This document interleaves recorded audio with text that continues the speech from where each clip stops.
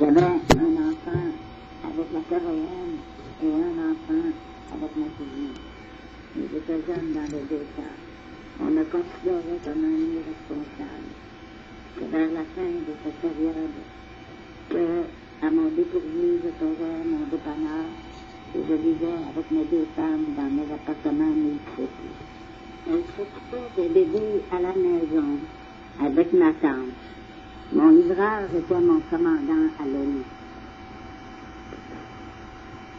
Il n'était pas en Palestine. J'ai été victime d'un complot contre moi, un colonel, que j'étais à l'ONU, et prévenu, un inventaire pour 2 grands magasins. Ma tante travaillait à la couture, aux machines à coudre, et je ne voulais pas qu'elle se mêle trop à mon entreprise. Arriverait. J'ai vu le policier et j'en ai reconnu que j'avais déjà vu en Ontario. Je nettoyais et le soir, un enfant est venu me prévenir qu'il se faisait chasser. Et je leur ai ouvert la porte et sont entrés. J'ai pris le téléphone et téléphoné à un colonel de l'armée canadienne. J'avais des armes et la police entourait mon magasin. Je leur ai montré de la fenêtre ma plaque de policier et ma carte de colonel, ainsi que mes papiers de l'UNESCO. Et je leur ai donné le téléphone pour parler au colonel de l'armée canadienne.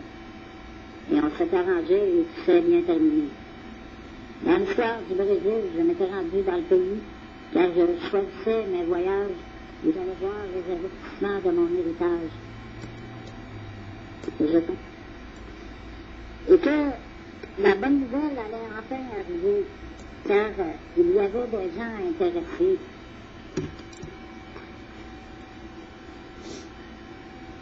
J'avais un rendez-vous d'affaires avec des hommes d'affaires japonais.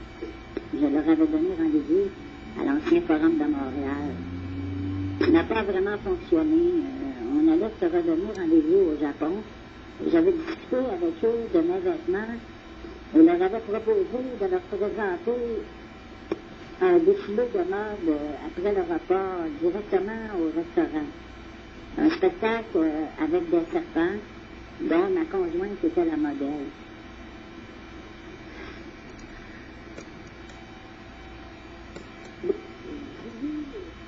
J'avais plus conduite.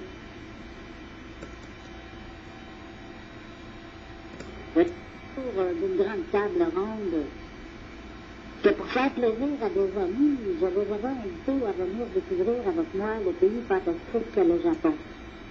Moi et mes trois frères, et notre ami, qui était surtout l'ami de mon frère Luc,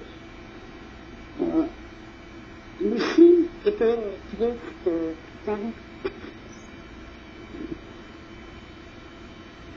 car il ne voulait plus les propriétaires du restaurant qu'elle donne son show.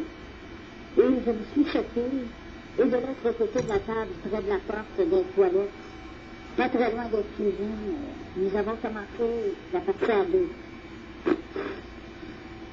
Moi et Lucie. Ensuite, je suis retournée à table manger.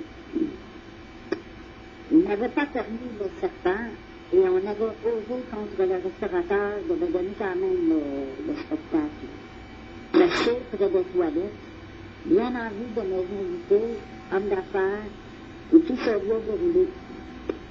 À la fin, les propriétaires n'étaient pas contents, et j'ai réglé la note avec une somme supplémentaire de 5 000 et 15 000 $.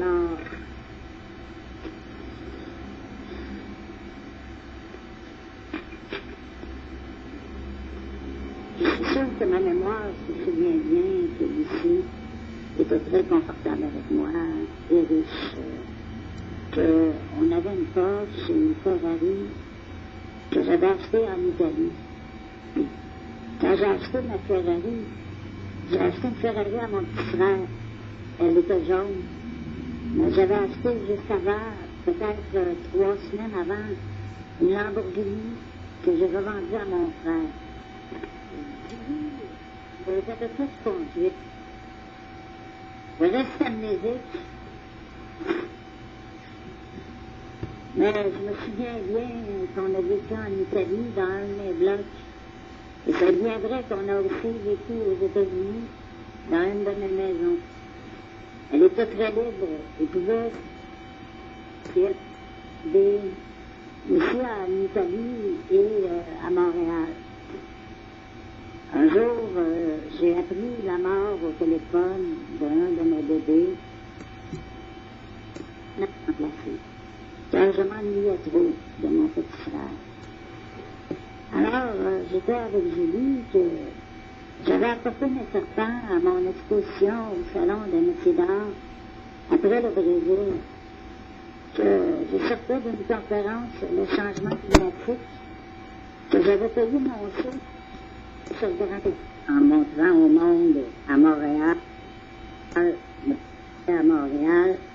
pour me tuer et m'accuser par la suite d'être l'assassin à cause que je m'en suis sorti vivant.